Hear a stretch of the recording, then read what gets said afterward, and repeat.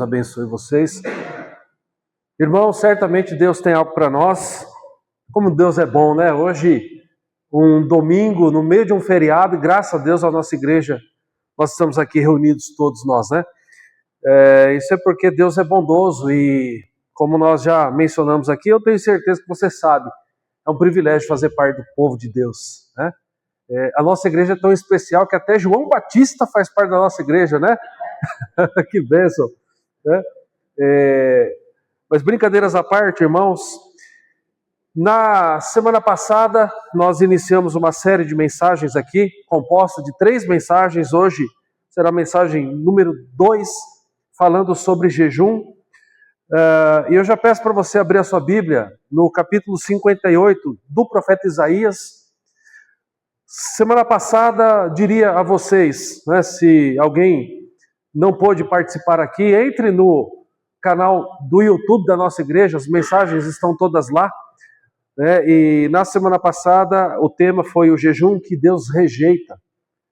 E nós percebemos ali que Deus, ele é exigente, ele exige o nosso comprometimento com ele, né?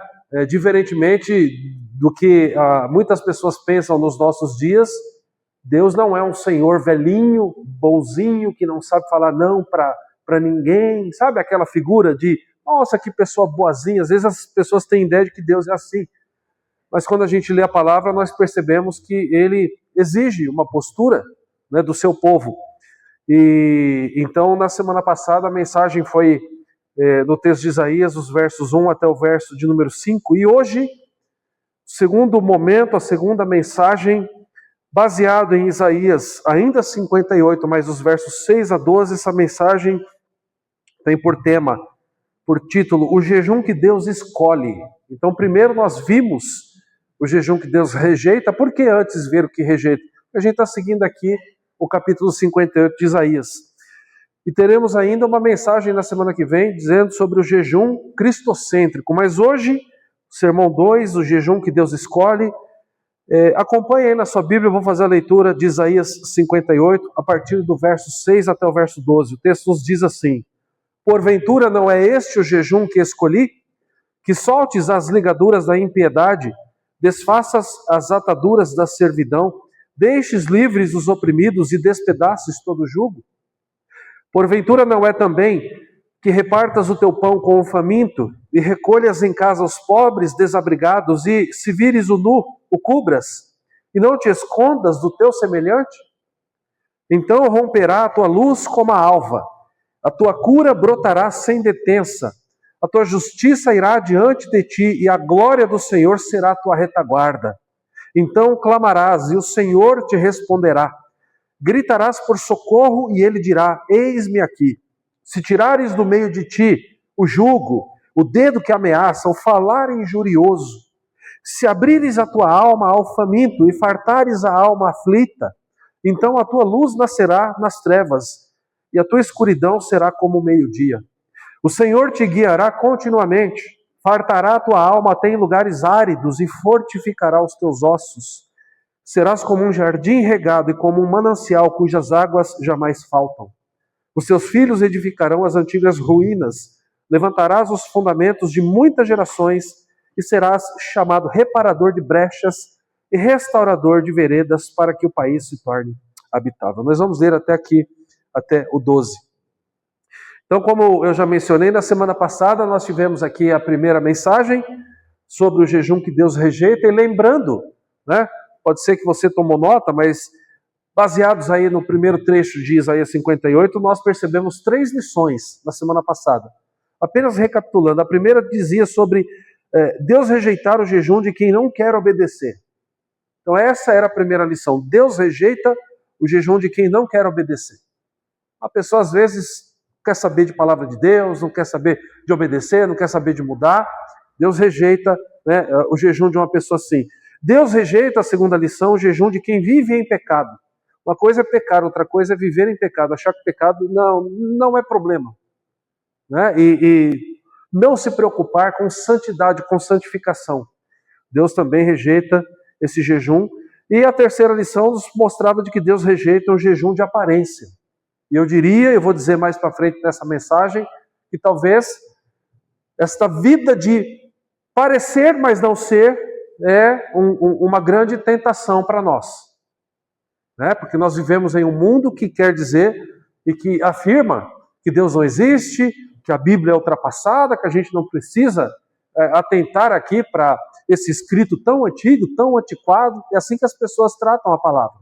E muitas vezes, se a gente não tomar cuidado, a gente cai nesse erro, cai nesse engano de não conhecer a palavra, e não conhecendo, eu não obedeço, eu vivo em pecado e talvez eu viva também uma vida de aparência. Deus não rejeita, e Deus rejeita esse jejum, vai rejeitar a oração, vai rejeitar a comunhão, oferta, qualquer coisa ligada à adoração de pessoas que vivem assim. Então, depois de rejeitar, né, e mostrar esse jejum que Deus rejeita, agora, a partir do verso 6, o texto fala sobre um jejum que Deus escolheu.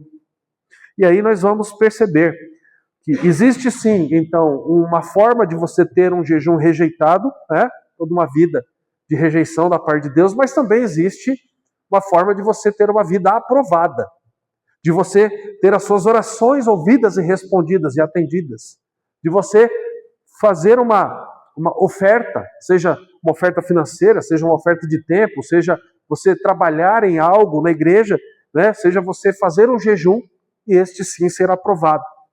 E muitos viveram aquilo que talvez a gente poderia chamar de não apenas um jejum aprovado, mas um jejum transformador.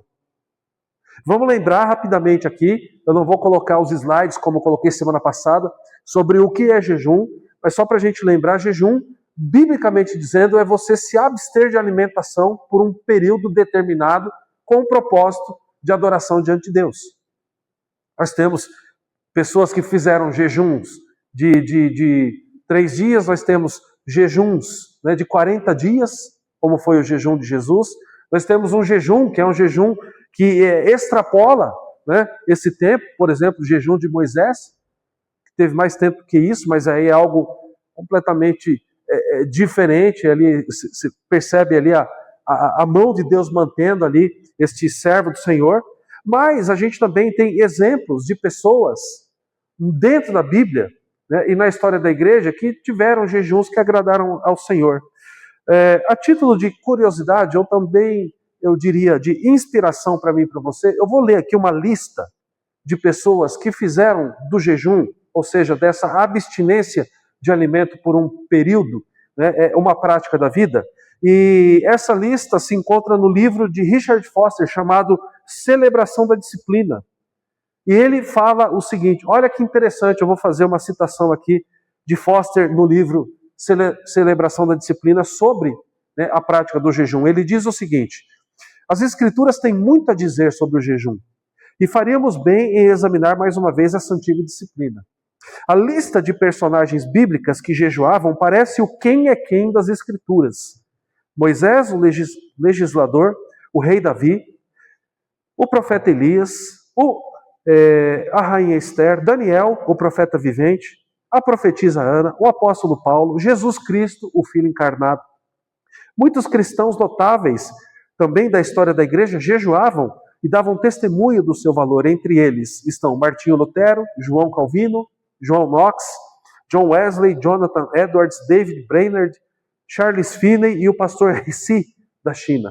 Então olha quanta gente, né, tinha essa prática do jejum, um jejum que agrada a Deus, um jejum de homens comprometidos, né, com a vontade do Senhor. E essa lista fica aqui para a nossa inspiração, para a gente pensar, poxa, se tanta gente fazia, por que eu não faço, caso eu não faça?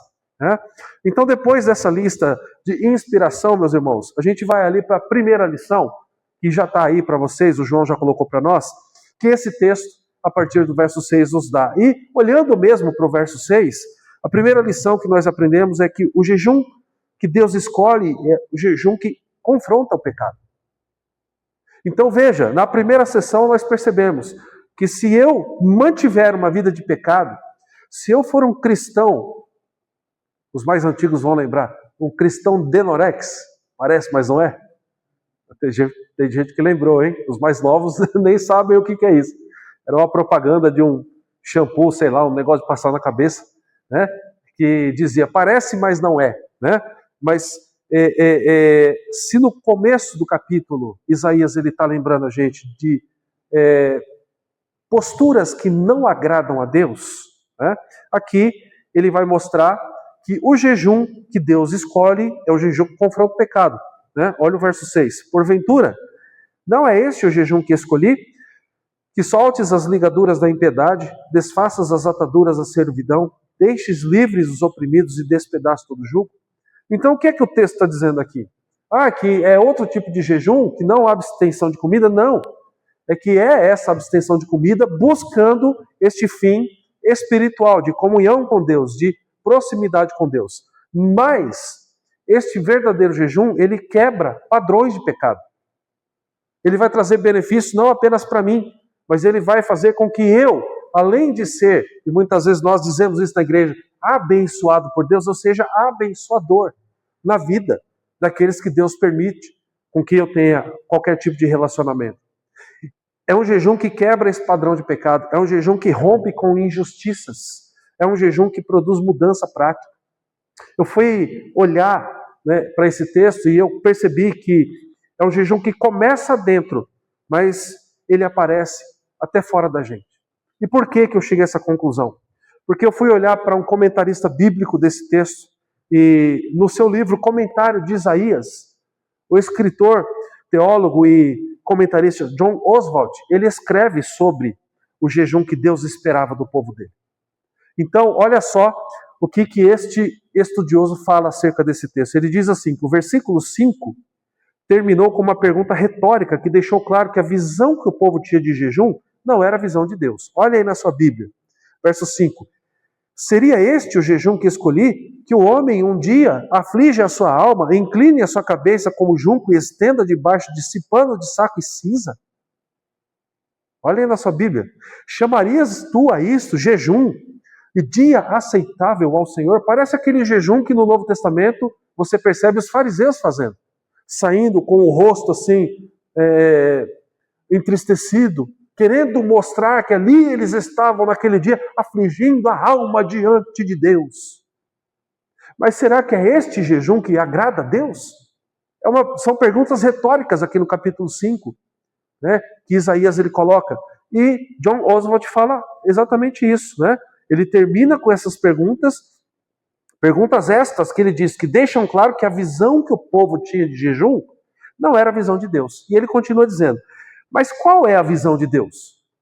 Este versículo explica, verso 6, né?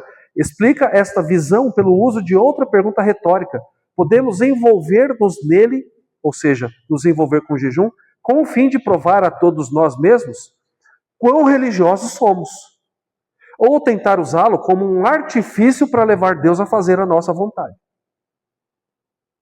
Então, quando a gente olha para o jejum, a gente tem que tomar cuidado com isso. Veja que ainda esse pensamento está ligado com a mensagem da semana passada, com o jejum de aparência.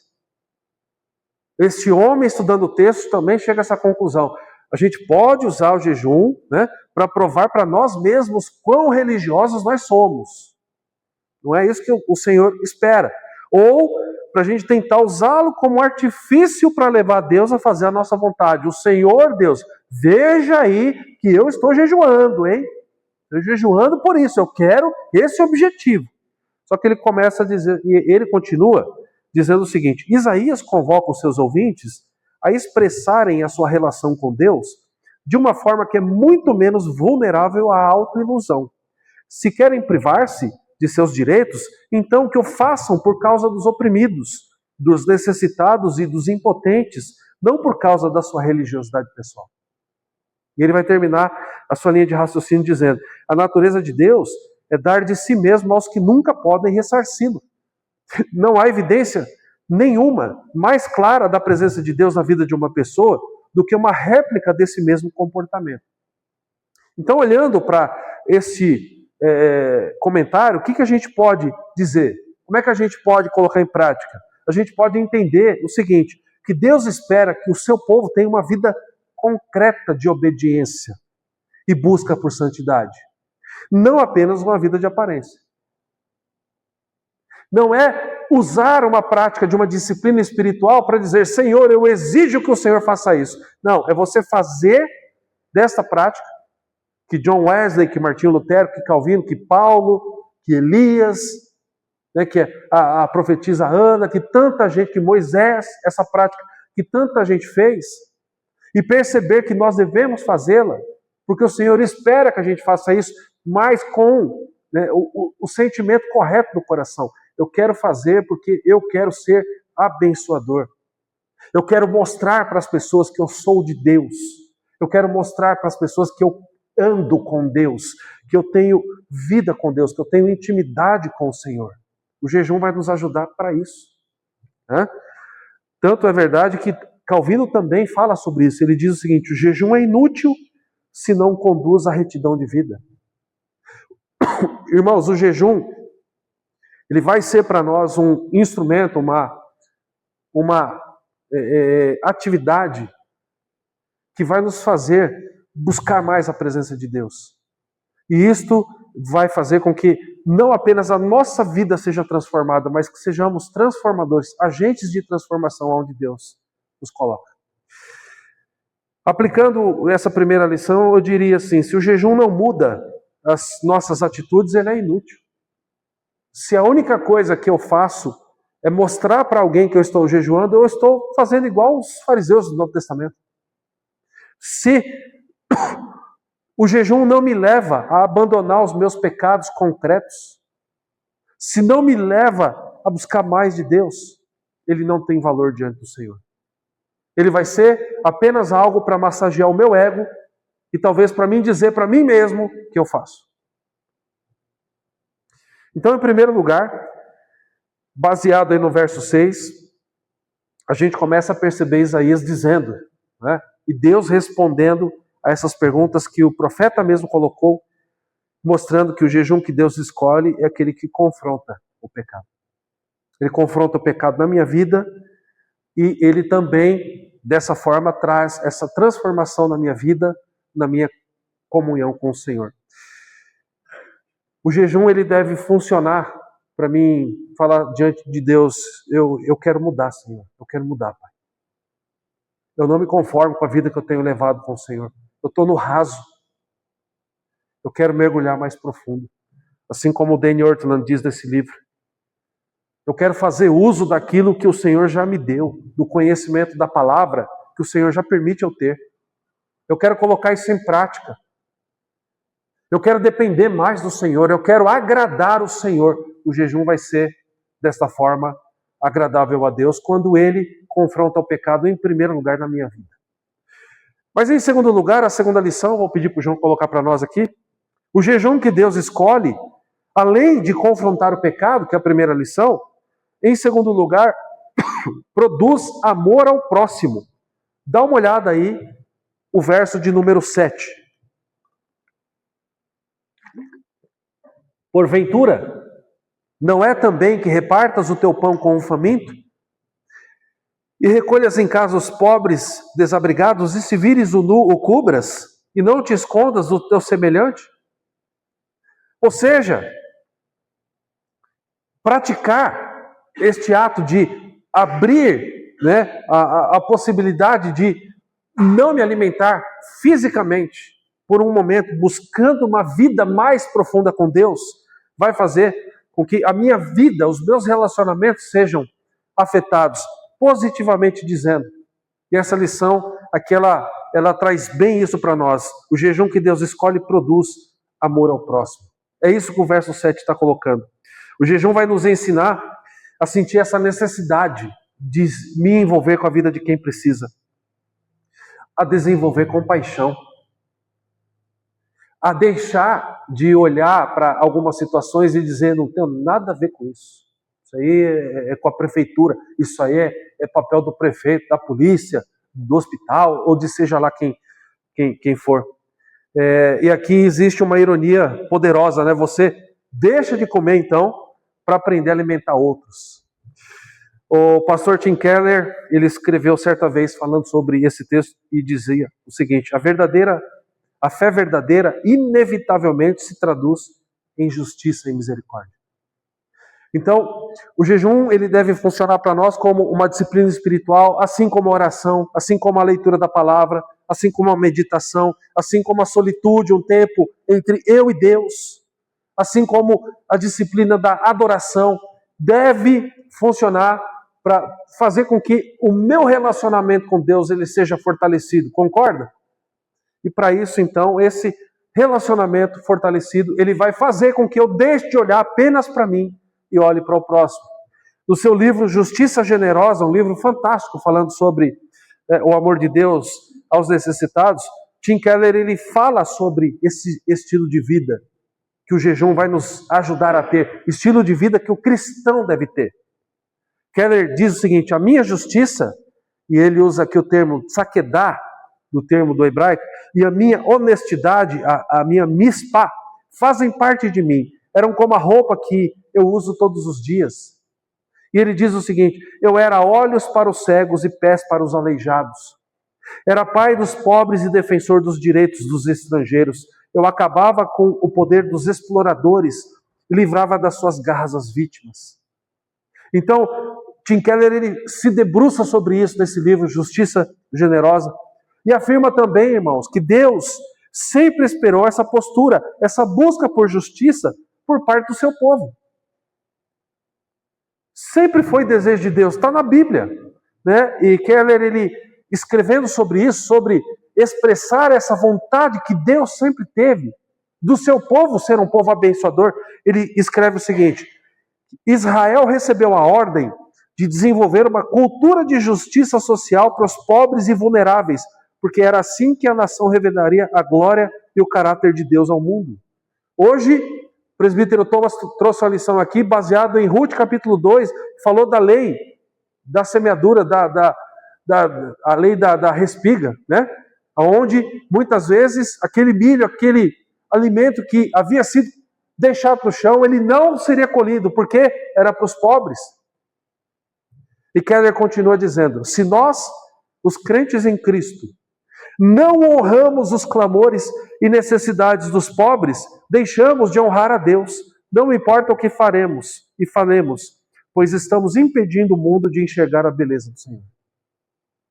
Então, Tim Keller está dizendo assim que nós devemos nos envolver, nós devemos buscar, fazer com que esse jejum que agrade a Deus, ele mude a nossa forma de viver.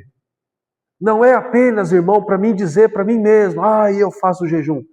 Porque a gente sabe, o jejum ele não deve ser proclamado para as pessoas, olha, eu estou em jejum. Já pensou? Eu vou começar um jejum, já coloco lá no Facebook, estou em jejum. Né? Estou em jejum. Né? Então, se você olhar para mim e me ver entristecido, é porque eu estou em jejum. Não. Jesus ele diz, quando você for fazer isso, lava o rosto, sai. Né? Você está fazendo para o seu pai que te vê em secreto. A gente vai ver na mensagem da semana que vem, mas como spoiler, a gente não tem como não lembrar desse texto, não é verdade? Mas às vezes a gente pode cair neste erro de até acertar, não dizendo para as pessoas, mas lá no nosso ego, no nosso íntimo, a gente acha que nós somos fantásticos aos olhos de Deus porque nós jejuamos. Mas ele está dizendo aqui, mas esta postura deve fazer com que o amor que nós tenhamos pelo próximo, ele mude. Porque senão, como Tim Keller, nós deixamos de honrar a Deus e impedimos o mundo de enxergar a beleza do Senhor. Ou seja, como é que a gente aplica essa segunda lição? Se você jejua, mas ignora pessoas, tem algo errado. Espiritualidade verdadeira vai gerar compaixão prática. Aquilo que nós conhecemos da palavra de Deus deve ser transformado em atitudes em relação ao próximo. E isso é desafiador. Sabe por quê? Porque nós vivemos em um mundo cada vez mais egoísta. Há anos atrás, eu estava no seminário ainda e eu tive a oportunidade de participar de uma reunião lá na Chácara Primavera com pastores de várias igrejas. Eles estavam ali escolhendo uma série de mensagens que seria pregada simultaneamente em todas as igrejas, em várias cidades. E era uma série sobre família. E aí a gente estava numa roda lá, num brainstorm, numa chuva de ideias, e todo mundo dando sugestões, né, de nome. Até que um pastor, ele se levantou e ele deu um nome, e aquele nome foi escolhido e foi o nome da série. Se você entrar até no site lá da Chácara Primavera, você vai olhar, e vai ter uma série bem antiga chamada iFamily. Por que iFamily? Porque hoje em dia tudo é o pessoal. Eu tenho o meu iPhone, é o meu. Né? Na linguagem da Apple é o iBook. Né? É tudo o meu. Então tudo é o meu telefone. Por que não falar sobre iFamily? É a minha família, da minha. Então percebe, é desafiador para nós vivermos uma espiritualidade, né, que gera compaixão prática. Porque é andar na contramão. Porque isso, meus irmãos, significa ser uma igreja contracultural. Enquanto a cultura vai no caminho do egoísmo, a igreja vai no caminho da compaixão. Por quê? Porque Deus espera essa prática, e isso está muito claro em toda a palavra do Senhor, também aqui nesse texto de Isaías 58. Se você jejua, mas ignora pessoas, tem algo errado. A gente precisa ler mais Isaías 58. Se você não jejua, também tem algo errado, que é uma postura que o Senhor espera. Se você quiser, depois eu passo essa lista inspiradora de Richard Foster para você lembrar quantas pessoas jejuam. Né? E essa espiritualidade verdadeira que nós buscamos e devemos buscar através do jejum, ela deve então gerar essa compaixão prática. Olha para o ministério, olha para a vida de Jesus. Ele se compadecia das pessoas. Ele foi ter um encontro com uma mulher, lembra? No poço, fora de hora, no calor do sol, em um momento muito ruim para se tirar água, porque ninguém queria estar perto daquela pessoa. Jesus vai até ela. Jesus vai até a casa de quem? Daquele que era um grande, uma pessoa grandemente admirada por todos. Lembra do nome dele? Zaqueu. Uma pessoa muito querida no meio de todo o povo de Deus. Será que era assim? Não, mas Jesus ele vai lá e fala: Zaqueu, eu vou passar essa noite na tua casa. Como a gente tem falado, Jesus ele tinha encontro com pessoas improváveis. Como nós vimos na genealogia de Jesus, uma mulher que outrora era prostituta, está lá na genealogia de Jesus. Raabe foi mãe de quem que a gente viu hoje? Obed, que foi o quê? Oi? Ele foi mãe de Boaz, que está na genealogia de quem? De Cristo. Ou seja, irmãos, tudo isso que nós estamos buscando, e nós estamos aqui nessa série sobre jejum para resgatar o entendimento de como é uma disciplina necessária para as nossas vidas, para fazer com que a nossa espiritualidade seja agradável a Deus, e ela será agradável, né, gerando essa compaixão prática.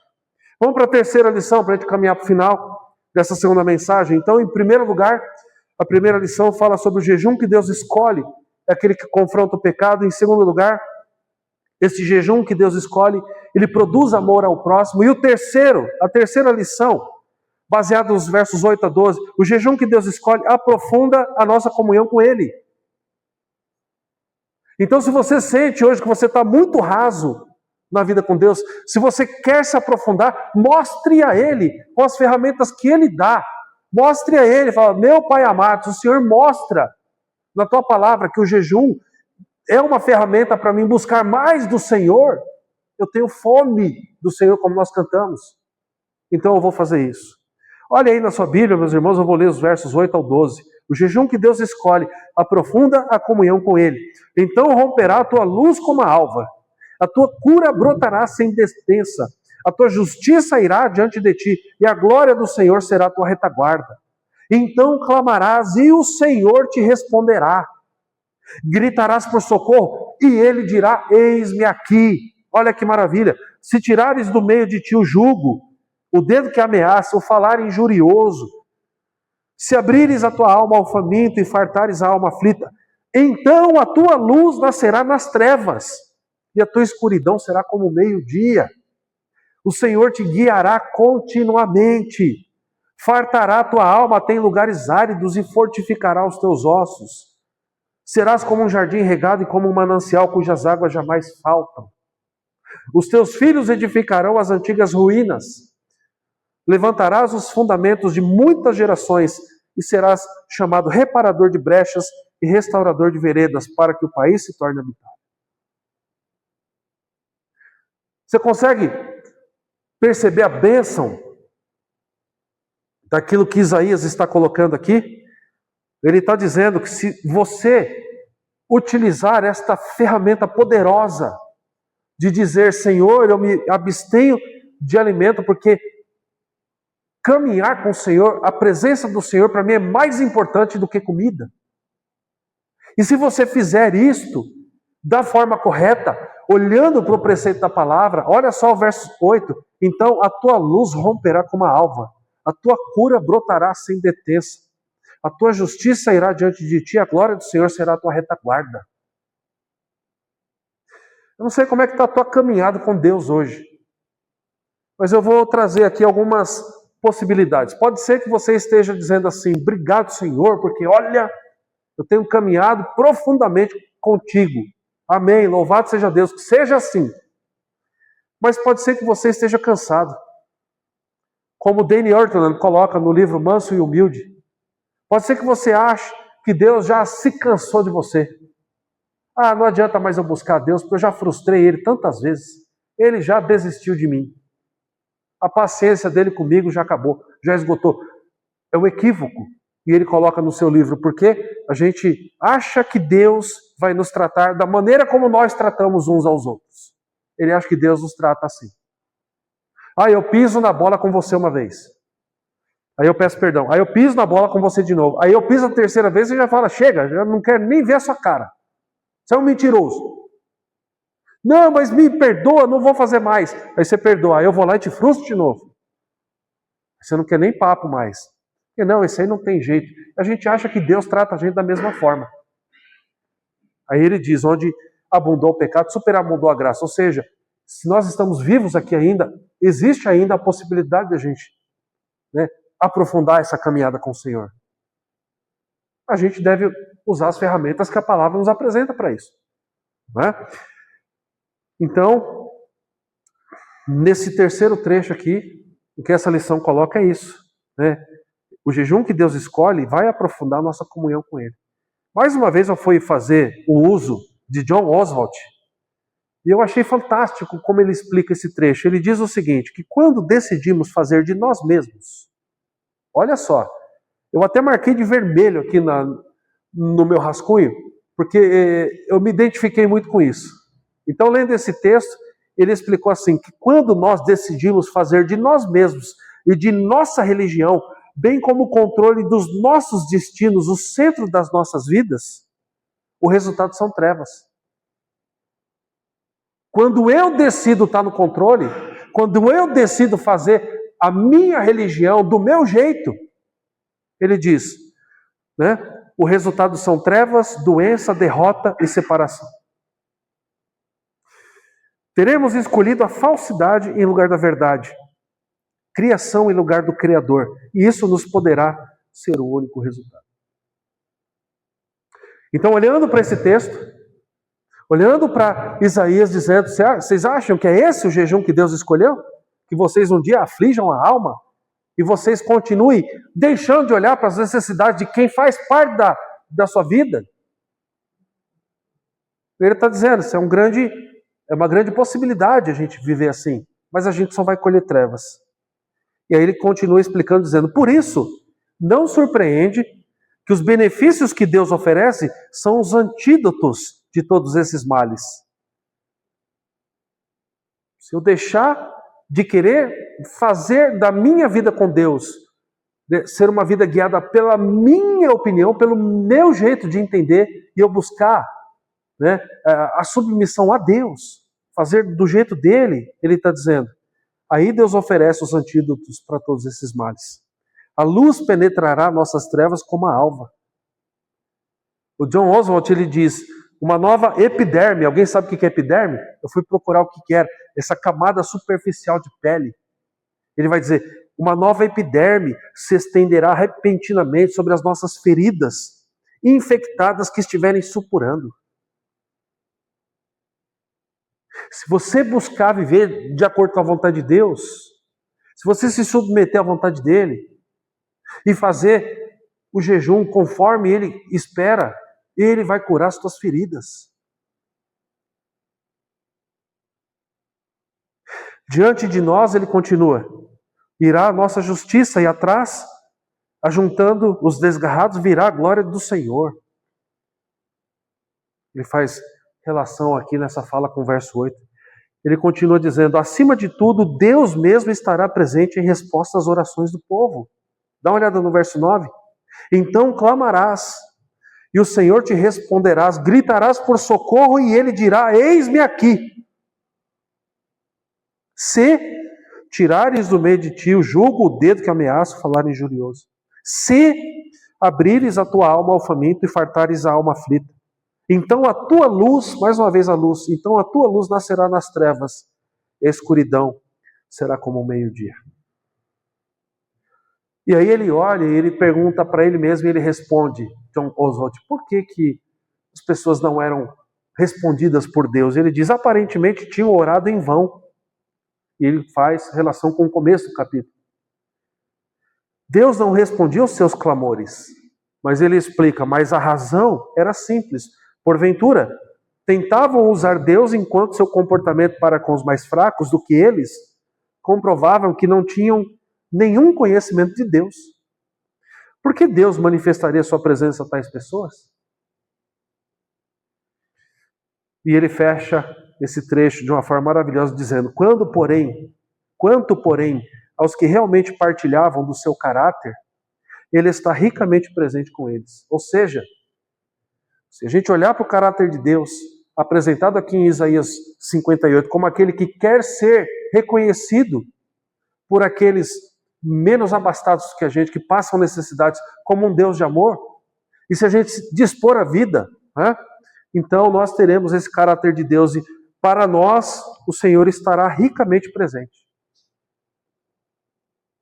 Isto é, em última análise, o que a religião bíblica ensina, a presença de Deus.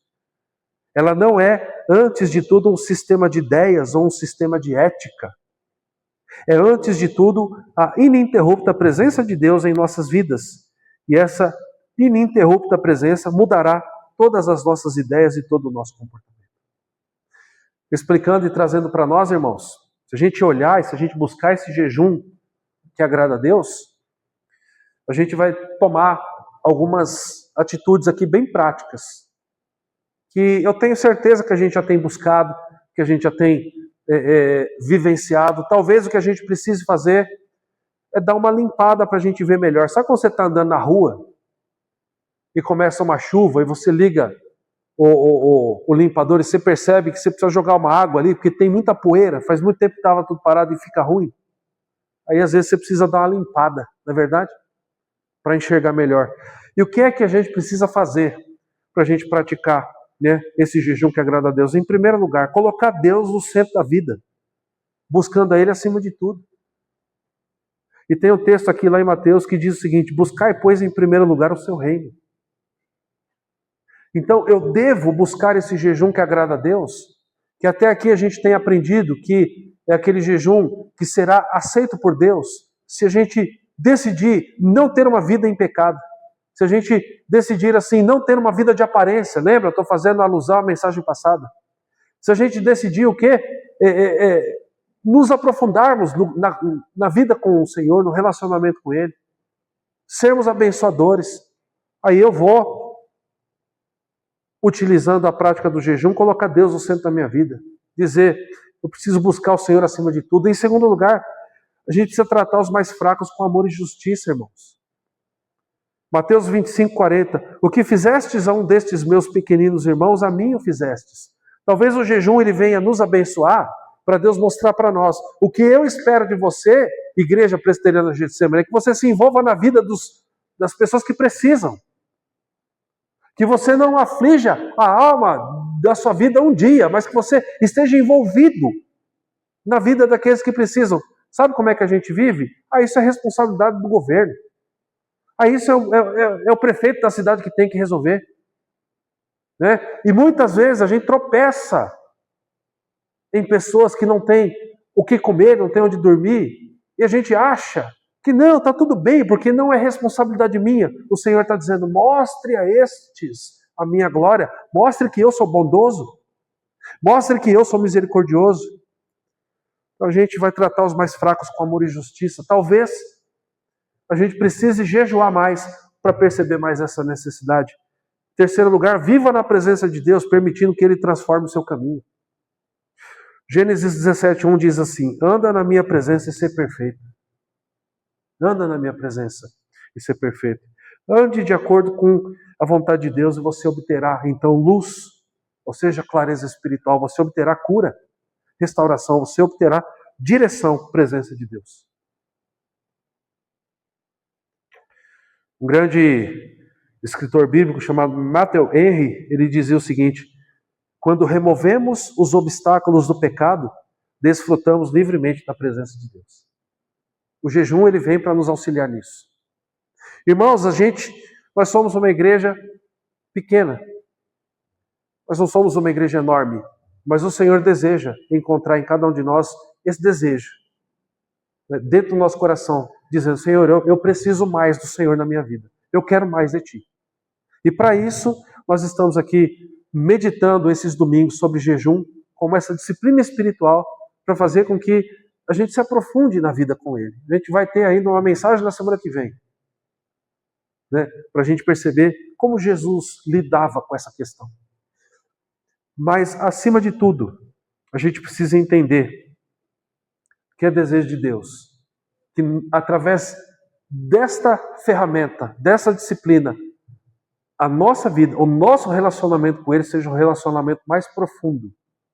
E nós, aprofundando o relacionamento com Ele, isso seja visto e percebido aqui nessa rua, nesse bairro, nessa cidade. Pergunta para você refletir: será que você tem percebido isso? É desejo de Deus. Talvez, meus irmãos, essa não seja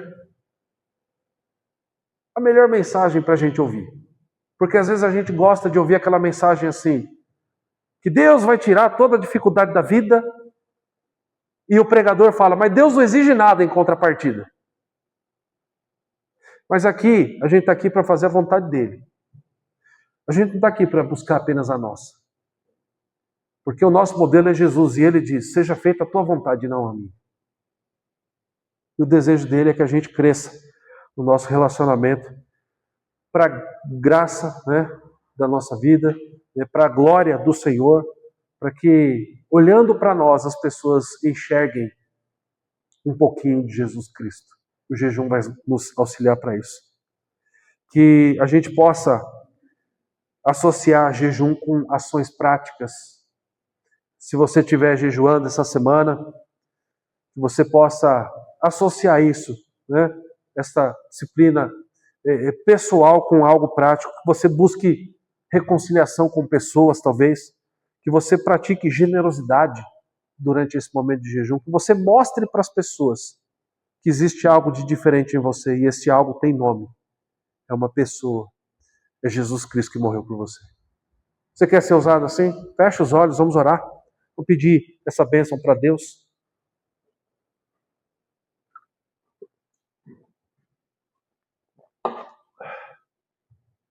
Senhor, nós estamos aqui, ó Pai, nesse momento, depois de ler a Tua palavra. Nós queremos, ó Deus, ser estes homens e mulheres que aprofundam o relacionamento com o Senhor, porque é como Davi diz, Deus, que diz lá no Salmo 16, o Senhor é o nosso bem maior. Outro bem nós não possuímos, senão somente a Ti. O Senhor é o nosso maior tesouro, ó Pai. E que entendamos, ó Deus, que as disciplinas espirituais, os meios de graça, a oração, o jejum, o estudo da Tua palavra, a comunhão com o Teu povo, tudo isso, ó Deus, são ferramentas para que nós nos aproximemos do Senhor, da Tua presença, Deus, que o nosso relacionamento com o Senhor seja fortalecido, fortificado, seja aprofundado, ó Deus. Porque o nosso desejo é andarmos pelas ruas dessa cidade, desse bairro, e sermos reconhecidos como homens e mulheres do Senhor. Nos ajuda para isso. Nos ajuda, Deus, a não vivermos uma vida de aparência, mas nos ajuda a, de fato, buscar essas ferramentas que o Senhor nos apresenta na Tua palavra. O jejum é uma delas, para que a nossa vida com o Senhor seja uma vida de um relacionamento profundo. E que cada dia nós sejamos, ó Deus, e busquemos o propósito para o qual nós somos criados, vivermos para o louvor da glória do teu nome, como o próprio Isaías diz. Para, assim como Pedro, crescermos na graça e no conhecimento do nosso Senhor e Salvador Jesus. Sermos usados, sermos meios de graça, não termos apenas os meios de graça apresentados a nós, mas que a nossa vida seja um meio de graça na vida de pessoas que ainda precisam te conhecer. Nos ajuda, nos fortaleça, caminha conosco, ó Pai. O Senhor é o nosso bom pastor, o Senhor é aquele que está conosco.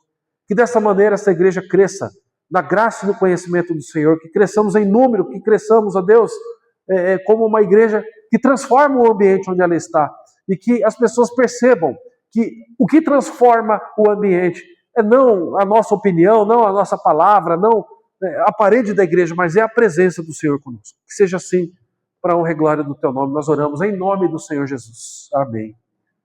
Amém. Vamos ficar em pé, irmãos, vamos receber a bênção do Senhor. A gente termina mais esse momento de culto e a gente caminha para a nossa casa com esse desejo de buscar essa vida aprofundada com o Senhor. E agora, meus irmãos, povo de Deus, que a graça do nosso Senhor e Salvador Jesus, que o amor do nosso amado e eterno Pai, que a comunhão, o consolo, que a presença e o ensino do Espírito Santo estejam sobre todos nós, hoje e para todos sempre. Amém.